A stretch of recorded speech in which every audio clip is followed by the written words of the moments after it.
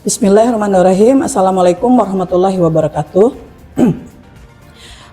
Hari ini kita akan membahas materi perkuliahan dengan judul Konsepsi Hukum Telematika. Keberadaan telematika seperti kita ketahui itu sangat berkaitan dengan perkembangan internet yang pada awalnya memberikan dunia baru bagi masyarakat dunia. Dunia baru yang seakan-akan ditemukan yang bernama cyberspace. Cyberspace adalah sebuah ruang dunia maya yang bersifat artifisial, di mana setiap orang melakukan apa saja yang biasa dilakukan dalam kehidupan sosial sehari-hari dengan cara yang baru. Pada mulanya istilah telematika dikenal dalam bahasa Prancis yaitu telematik, yang kemudian berkembang menjadi istilah yang umum di Eropa. Selanjutnya, telematik diartikan untuk memperlihatkan pertemuan jaringan komunikasi dengan teknologi informasi. Perkembangan makna telematik menjadi singkat yaitu telecommunication atau informatik, yang merupakan perpaduan konsep computing dan communication yang dewasa ini. Istilah telematika ini memperhatikan konvergensi antara telekomunikasi, media, dan informatika. Konvergensi pada telematika merupakan penyelenggaraan sistem elektronik yang berbasis teknologi digital.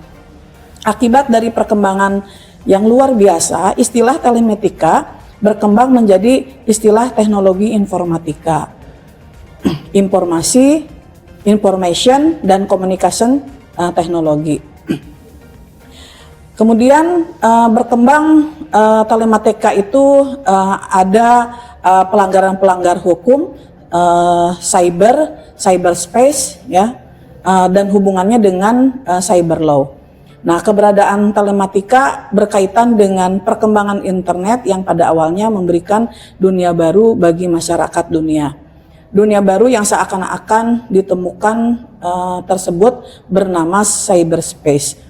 Nah, istilah cyberspace menjadi populer setelah istilah tersebut digunakan dalam novel science fiction.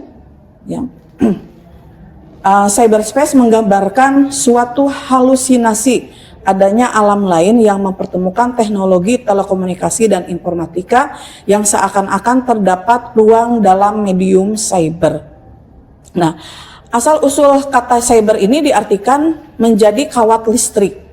Ya, maksudnya dari cyberspace ini diartikan sebagai jaringan komputer yang maha besar, ya, tanpa adanya penguasa tunggal dan mutlak, tanpa adanya satupun hukum di suatu negara yang berlaku di cyberspace.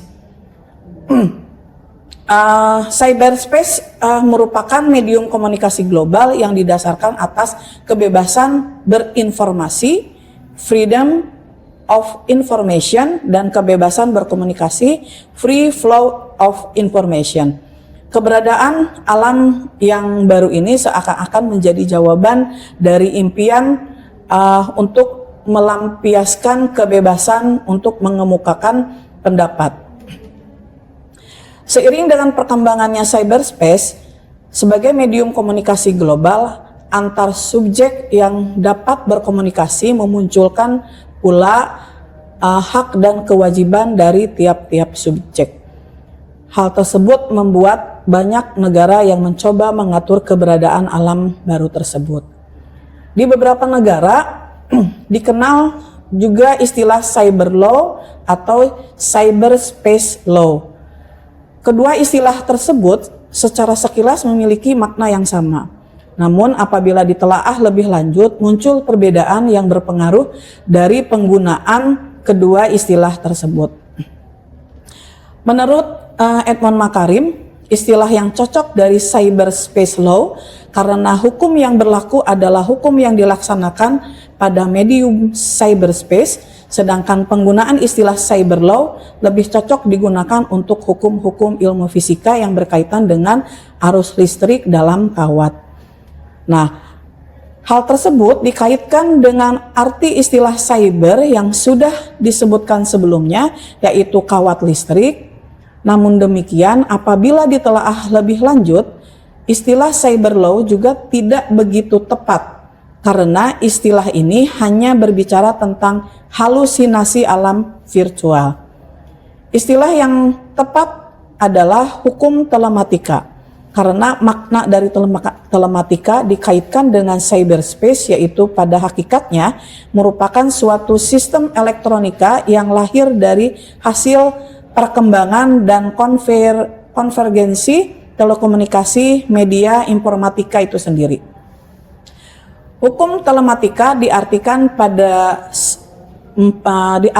pula sebagai suatu hukum yang melambangkan konvergensi telematika yang berwujud dalam penyelenggaraan suatu sistem elektronik, baik yang terkoneksi ke internet ataupun tidak. Meskipun demikian, istilah yang digunakan untuk hukum yang mengatur di dunia cyber belum seragam, karena seperti yang diuraikan oleh Ahmad M. Ramli yang lebih memilih istilah cyber law ataupun hukum cyber. Hal tersebut dikaitkan dengan makna cyber law yang dilandasi dengan pemikiran bahwa istilah cyber jika diidentikan dengan dunia maya akan cukup menghadapi persoalan ketika terkait dengan pembuktian dan penegakan hukum. Berkaitan dengan istilah cyber, dikenal pula istilah cybernetik yang dikenalkan oleh Norbert Wiener, pakar matematika, yang mengenalkan istilah cyber teori. Makna dari cybernetic teori adalah teori yang ditunjukkan untuk mendekatkan interdisipliner dalam uraian sistem kendali dan komunikasi dari manusia, hewan, mesin, dan organisasi yang mengutamakan umpan baik atau feedback. Berdasarkan teori tersebut dapat diambil maknanya, yaitu dalam memahami suatu penyampaian informasi yang disampaikan dalam suatu sistem komunikasi yang baik, selayaknya harus dengan memperhatikan umpan baik, feedback dari sistem tersebut. Perkembangan cyberspace muncul ada hak dan kewajiban karena adanya hubungan hukum antara subjek hukum dalam melakukan komunikasi dengan media global, kemudian keterlibatan negara. Maksudnya di sini adalah negara wajib hadir untuk mengatur lalu lintas hukum di alam baru cyberspace atau dikenal dengan istilah cyber law. Cyberspace, cyber law, hukum telematika. Nah, menurut Edmond Makarim, istilah yang paling tepat yaitu adalah hukum telematika karena merupakan sistem elektronik yang lahir dari hasil perkembangan dan konvergensi telekomunikasi media informatika itu sendiri. Hukum cyber menurut Ahmad M. Ramli adalah istilah cyber yang diidentikan dengan dunia maya akan cukup menghadapi persoalan ketika terkait dengan pembuktian dan penegakan hukum. Cyber law, cyber law ada hubungannya dengan telekomunikasi, multimedia, dan informatika. Cyber law adalah rejim hukum baru yang di dalamnya memiliki berbagai aspek hukum yang sifatnya multidisiplin. Sifat dari konvergentif telematika yang pertama ada ruang lingkup pengkajian dari hukum telematika dapat terbagi menjadi dua komponen. Komponen yang pertama yaitu berkaitan dengan komponen yang terkait dengan sistem. Misalnya perangkat keras, perangkat lunak, prosedur, manusia dan informasi. Komponen yang kedua adalah berkaitan dengan fungsi telekomunikasi, misalnya input, proses, output, penyimpanan, komunikasi. Kedua komponen tersebut dikenal dalam 4 komponen. Yang pertama adalah konten, ya, yaitu substansi dari data yang dapat merupakan output dan input dari penyelenggaraan sistem informasi yang disampaikan kepada publik. Kemudian yang kedua adalah computing, yaitu suatu sistem pengolah informasi yang berbasiskan sistem komputer yang merupakan komputer network yang efisien, efektif, dan legal. Yang keempat, communication, yaitu keberadaan sistem komunikasi dari sistem interconnection, global, interpersonal, computer network. Yang kelima adalah community, yaitu masyarakat sebagai pelaku intelektual. Kemudian dengan kecanggihannya teknologi tersebut tentunya ada dampak negatif, ya. Yang pertama adanya kejahatan di dunia cyber. Nah, dalam kehidupan sehari-hari tentunya pastinya kita dapat memisahkan dari dunia digital dan tidak terpisahkan dari dunia digital dan internet. Hal tersebut dikarenakan penggunaan media sosial, internet sangat memudahkan kegiatan kita dalam segala aspek. Akan tetapi di samping penggunaan media sosial yang sangat bermanfaat, ada dampak negatif yang sangat berbahaya. Salah satu dari dampak negatif tersebut adalah cybercrime. Nah, bagi kalian yang belum tahu apa cybercrime, lebih lanjut nanti akan saya jelaskan, ya. Nah, apa itu cybercrime? Ya, cybercrime itu adalah suatu tindakan kejahatan, suatu kegiatan kejahatan yang berkaitan dengan komputer maupun perangkat jaringan yang biasanya kejahatan ini dilakukan secara online. Bahkan kejahatan cyber ini menargetkan siapa saja. Jika kalian menjadi salah satu korban atau tentu akan mengakibatkan banyak merugikan, bahkan berpengaruh pada kondisi mental hingga kerugian secara finansial. Salah satu contoh dari cybercrime yang sangat berbahaya adalah doxing, ya, yang berujung kepada cyberbullying, ya, hingga pengambilan data pribadi dan menyebarkannya di internet. Tujuan dari tindakan ini sangat bermacam-macam, mulai dari ancaman, pemerasan, mempermalukan seseorang, dan mengambil keuntungan yang lainnya. Seiring dengan pesatnya kemajuan teknologi dan internet, ancaman kejahatan cyber atau cybercrime semakin banyak bermunculan. Untuk melindungi diri dari berbagai aksi cyber, tentunya kita harus mengetahui bagaimana cara meminimalisirnya. Nah, lebih luas lagi mengenai dengan cybercrime, contohnya ada pelanggaran akses, ya, contohnya mengakses situs-situs yang dilarang oleh hukum. Kemudian motif politik dan ekonomi, maksudnya di sini berpotensi menimbulkan kerugian secara finansial dan bahkan bisa menjadikan perang informasi. Kemudian juga yang paling sekarang sedang marak itu adalah pencurian data. Nah, data-data pribadi yang dicuri merupakan juga salah satu tindakan dari cybercrime. Kemudian motif intelektual itu dapat menimbulkan kerugian pada seseorang atau instansi yang dilakukan untuk kepuasan pribadi. Nah, penyebaran informasi jahat seperti informasi yang disebarkan dengan tujuan jahat, baik informasi tersebut benar atau salah atau yang disebut dengan hoax, ya. Ini yang paling terutama pada saat kemarin pemilu gitu, ya, salah satu paslon 1 dan lain saling menyebar informasi yang belum tentu kebenarannya. Kemudian permasalahan lebih luas terkait dengan transaksi e-commerce, kemudian zakat online, kurban online, bahkan memesan obat-obatan yang bersifat sangat pribadi orang juga cukup melakukan melalui internet. Dari transaksi-transaksi tersebut, kenyataannya ini memang menunjukkan bahwa konvergensi di bidang telematika berkembang terus tanpa dapat dibendung, ya, seiring dengan ditemukannya hak cipta dan paten baru di bidang teknologi informasi. Dengan adanya transaksi yang menggunakan media internet, waktu dan tempat bukan merupakan penghalang, ya, bagi para pelaku ekonomi untuk melaksanakan transaksi. Para pelaku para pelaku transaksi tersebut tidak perlu mengadakan pemesanan untuk melaksanakan transaksi. Ini adalah kecanggihan-kecanggihan yang dilakukan oleh banyak masyarakat karena adanya transaksi secara online.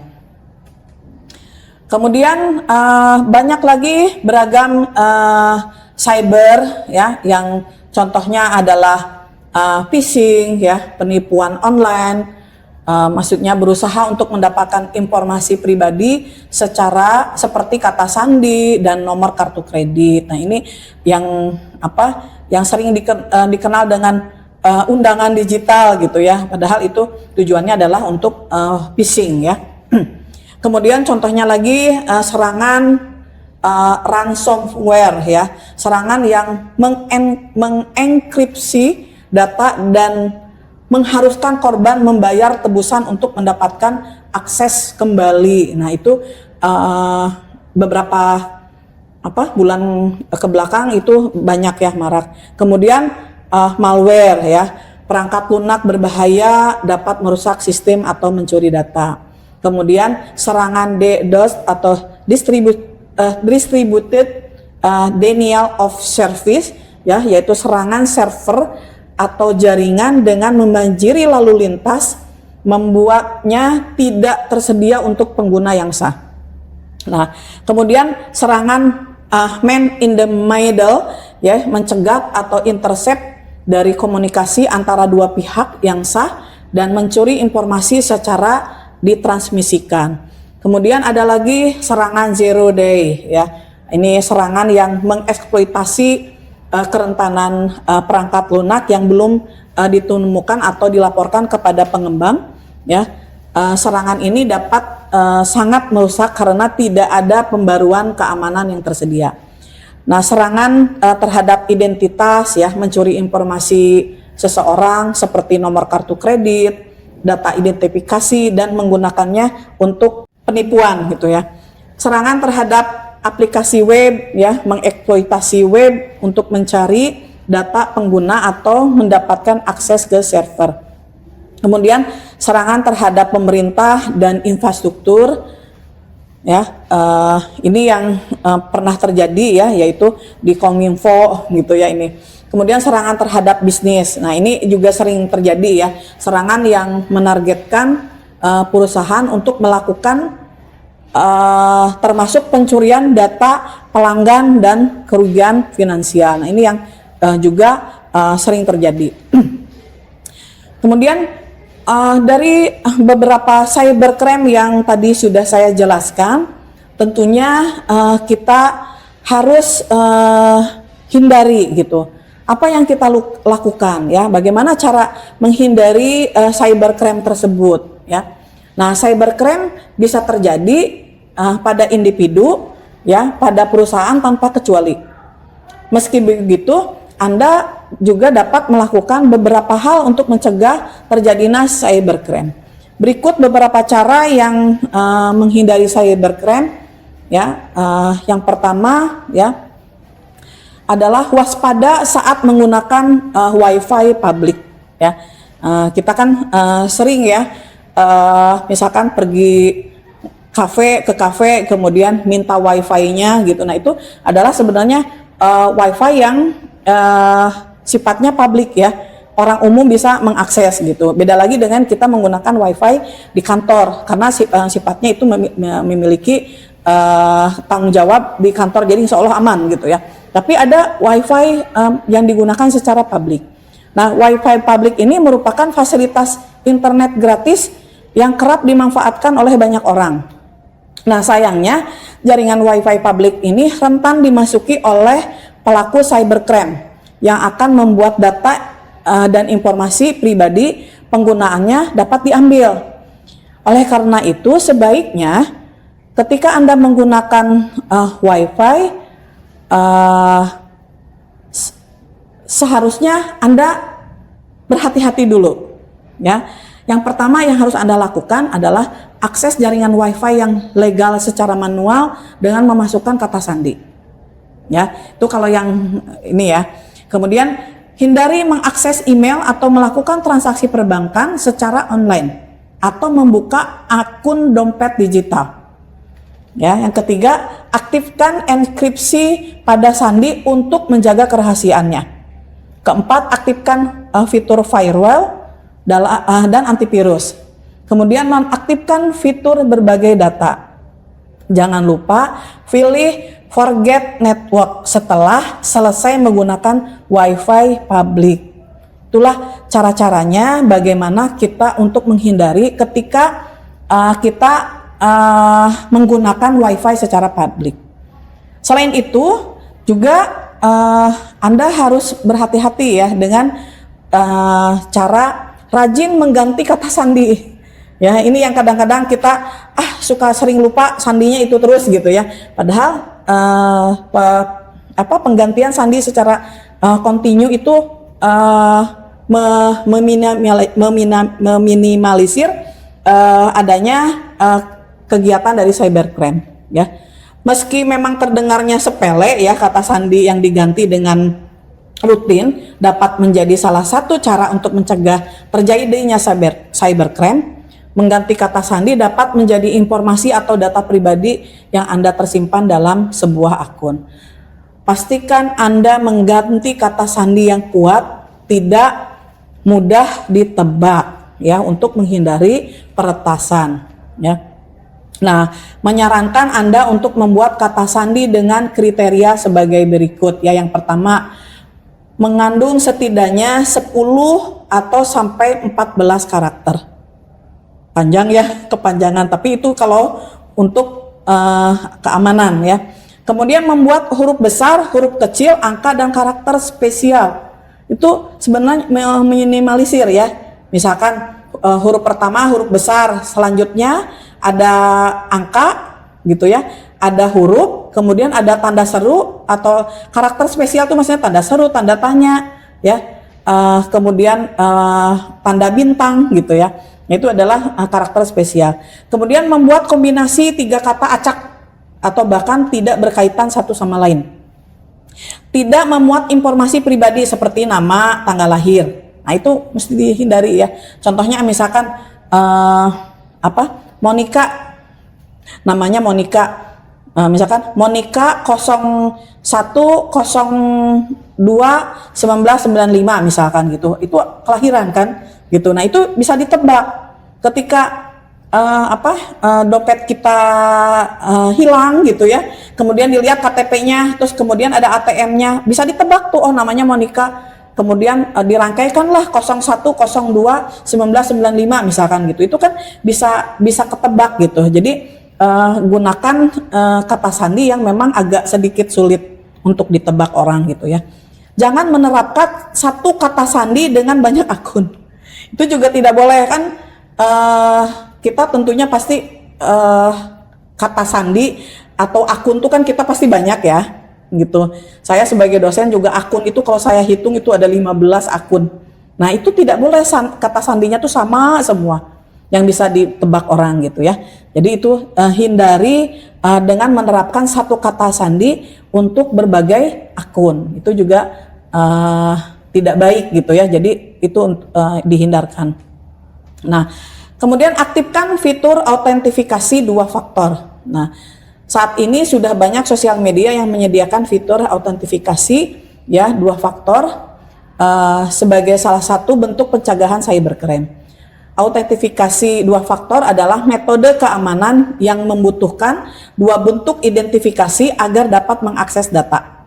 ya, autentifikasi 2 faktor atau biasanya dilakukan oleh verifikasi SMS atau WhatsApp. Perlu diingat bahwa kode OTP nantinya Anda dapat sebaiknya tidak diberitahukan kepada orang lain. Dengan mengaktifkan fitur autentifikasi, Anda dapat melindungi informasi data pribadi dari tindak pencurian ilegal. Jadi memang pada saat penggantian kata sandi atau apa, tentunya pasti untuk meyakinkan si pengguna itu adalah pemilik dari kartu tersebut misalkan gitu ya. Biasanya itu dikirimkan melalui OTP ya, entah itu lewat WhatsApp atau lewat email ya. Itu tujuannya untuk apa? Supaya benar-benar ada si pengguna dari perubahan data tersebut adalah si pemiliknya.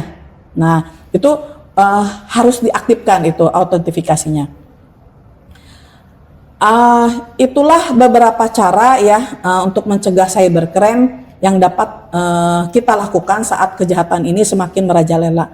Para pelaku cybercrime tidak tanggung-tanggung untuk melancarkan penipuan lewat phishing ya, penipuan lewat SMS, penipuan lewat telepon, penipuan lewat akun palsu sosmed, dan penipuan lewat domain website palsu. Ya, ini mesti hati-hati juga. Sekarang banyak karena di Indonesia ini banyak sekali pengangguran gitu ya. Kemudian dimanfaatkan oleh oknum dengan cara membuat website seolah-olah itu adalah perusahaan, kemudian dibuka lowongan kerja. Kemudian pada saat wawancara si perusahaan tersebut meminta sejumlah uang. Ya, ini ada banyak kejadian ya, ada banyak kejadian karena waktu itu saya pernah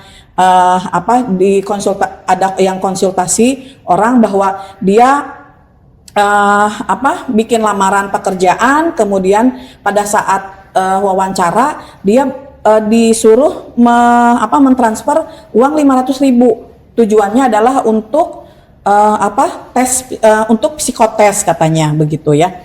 Padahal ketika ditanya, ketika di searching ternyata perusahaan tersebut tidak membuka lowongan pekerjaan. Nah itu contohnya ya. Jadi pada saat kejadian penipuan tersebut dilakukan oleh website tersebut, sebaiknya kita harus lihat dulu apakah tempat pekerjaan tersebut itu sedang membuka lowongan atau tidak gitu. Jadi kita mesti berhati-hati. Nah, kemudian banyak juga penipuan-penipuan lain, contohnya seperti investasi gitu ya. Nah, itu mesti hati-hati. Nah, pemerintah Indonesia juga telah mengeluarkan ya peraturan untuk melindungi sistem komputer dari serangan digital atau akses ilegal seperti Undang-Undang Informasi dan Transaksi Elektronik ya. Undang-undang ITE ini tidak hanya menjadi pelindung masyarakat di dunia digital, namun menjadi aturan bersama bagi masyarakat yang beraktivitas di dunia digital.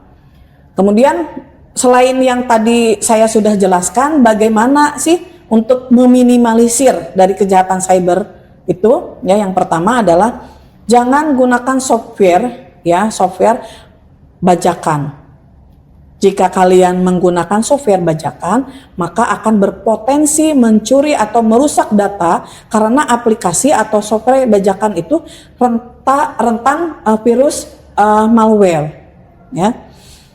Kemudian yang kedua, jangan mudah percaya dan selalu waspada. Ya, jangan mudah percaya pada seseorang yang baru saja kamu kenal. Kamu harus tetap waspada pada saat berselancar di internet. Hal tersebut karena banyak sekali bahaya yang dapat mengancam. Selain itu, jangan asal dalam mencari situs informasi di internet, apalagi website. Ya, jadi ketika kita ditawari tadi pekerjaan, kok suruh mengasih uang 500.000, kita searching dulu, bener nggak perusahaan ini, gitu. Sedang menerima lowongan, ternyata enggak. Jadi banyak waspada. Kemudian yang ketiga, jangan bagikan data informasi pribadi. Ya, janganlah mengupload segala sesuatu terkait dengan data diri dan informasi pribadi. ke dalam media sosial. Salah satunya ya sempat tren yang ramai dan trending saat Instagram Story adalah fitur striker at yours ya.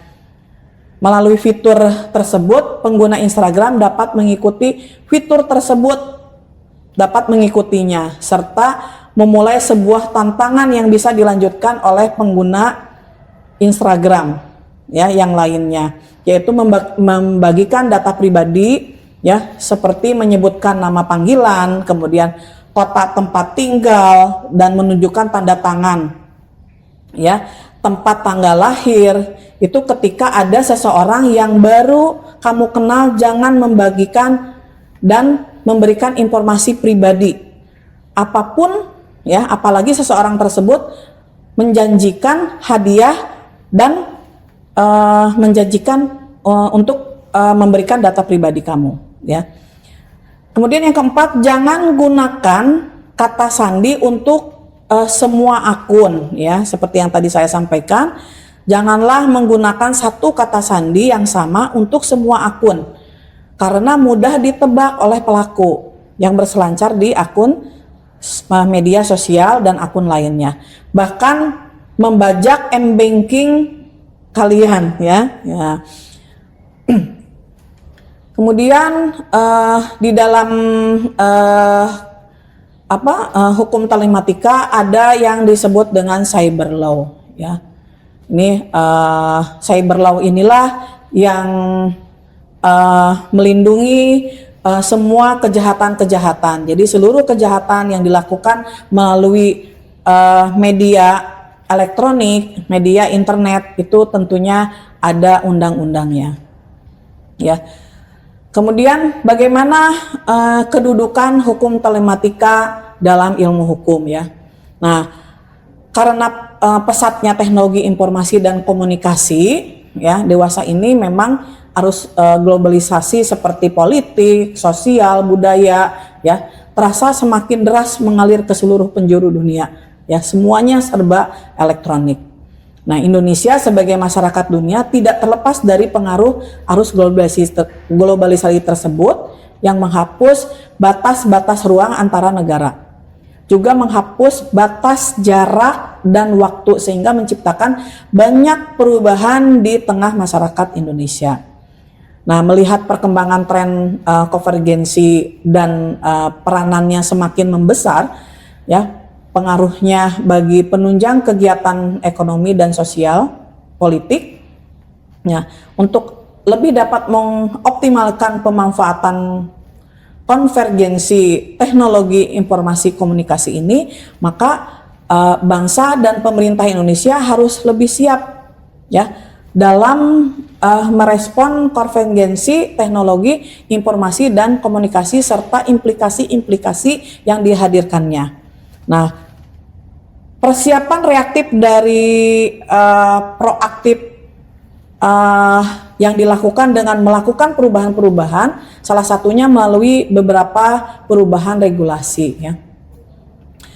Nah, sumber dari hukum telematika ini ada konvensi internasional ya, baik publik ataupun perdata ya, kebiasaan-kebiasaan internasional, polisi internasional di bidang cyber law ya, misalnya Uniform Domain Name Resolution atau UDREP ya, sumber hukum nasional berupa peraturan perundang-undangan, kalau di Indonesia itu undang-undang IT ya. Kemudian derasnya penetrasi dari sebuah teknologi informasi dalam kegiatan bisnis memang berbasis teknologi memang semakin hari semakin banyak sekali pelanggaran-pelanggaran ya. Apakah hukum positif dapat diterapkan dalam beberapa kasus-kasus pelanggaran hukum di dunia maya ya? Sebab ada perbedaan yang sangat besar antara masyarakat virtual dengan masyarakat nyata dari segi tindak dan perbuatan hukum yang dampaknya yang diakibatkan dari penerapan sanksi juga pembuktiannya. Kemudian bagaimana hubungan hukum telematika dengan hukum administrasi negara? Nah, Ini banyak sekali ya hukum telematika ini hubungannya dengan hukum tata negara, hukum administrasi negara. Nah, bidang-bidang yang terkait dengan telematika antara lain adalah penyelenggaraan pemilihan presiden, contohnya ya seperti yang sudah dilakukan beberapa bulan yang lalu. Misalkan kemudian yang akan datang nih pemilihan kepala daerah, pemilihan umum serta kegiatan-kegiatan lain seperti rapat-rapat penyusunan undang-undang, melakukan sarana teknologi informasi. Nah, di sisi lain, kegiatan ketatanegaraan juga memerlukan sarana teknologi informasi. Misalnya terkait dengan pendokumentasian, pengalih wujudan data-data dari dokumen-dokumen yang sifatnya dulunya adalah kertas kemudian menjadi dokumen elektronik. Nah, namun perkembangan IT yang sebegitu cepatnya membuat ilmu hukum selalu tertinggal, tidak terkecuali dalam lingkup kaitannya hukum telematika dengan hukum tata negara ya. Nah, bagaimana hukum telematika dengan administrasi negara? Nah, hukum administrasi juga sangat berperan dalam melaksanakan sistem manajemen pemerintahan dan elemen-elemen yang membantunya.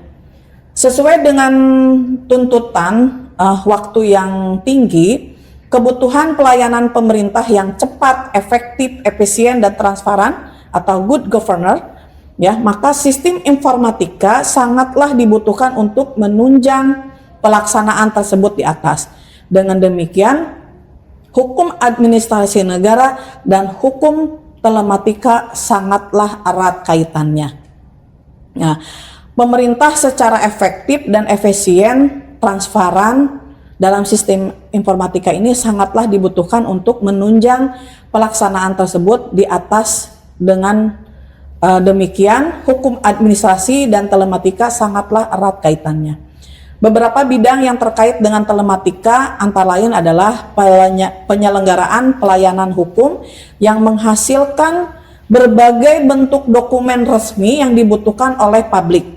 Misalnya iktp, kemudian e-government, e-passport, dan pengesahan badan hukum. Nah, dalam proses pemberian pengesahan pada hukum, pada saat ini dengan berkembangnya teknologi informasi, pendaftaran dilakukan secara online ya oleh notaris yang berada di seluruh tanah air. Notaris cukup dengan mengakses melalui situs yang sudah disediakan. Itu kecanggihan ya. Nah, sekarang serba notaris pun sudah menggunakan elektronik. Kemudian yang ketiga, bagaimana hubungan telematika dengan hukum perlindungan konsumen ya. Hubungan hukum yang terjadi melalui media elektronik akan menimbulkan akibat hukum bagi pihak lain. Oleh karenanya, hukum telematika erat kaitannya dengan perlindungan konsumen. Untuk melindungi kepentingan hukum, perlindungan konsumen itu sendiri menurut pasal 1 ayat 1 Undang-Undang Perlindungan Konsumen menyebutkan bahwa perlindungan konsumen adalah segala upaya yang menjamin adanya kepastian hukum untuk memberi perlindungan kepada konsumen. Kemudian menurut Yohanes Gunawan, perlindungan hukum terhadap konsumen dapat dilakukan pada saat sebelum terjadinya transaksi dan atau pada saat setelah terjadinya transaksi.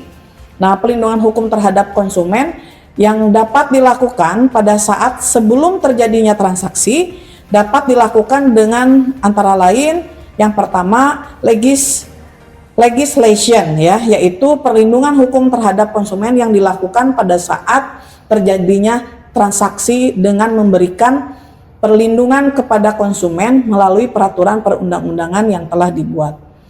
Sehingga dengan adanya peraturan perundangan tersebut diharapkan konsumen memperoleh perlindungan sebelum terjadinya transaksi. Karena telah ada batasan-batasan dan ketentuan yang mengatur transaksi antara konsumen dan pelaku usaha. Yang kedua adalah voluntary self-regulation ya, yaitu perlindungan hukum terhadap konsumen yang dilakukan pada saat sebelum terjadinya transaksi, di mana Dengan cara ini, pelaku usaha diharapkan secara sukarela membuat peraturan bagi dirinya sendiri agar lebih berhati-hati dan waspada dalam menjalankan usahanya. Selain itu juga dengan diundang-undangkannya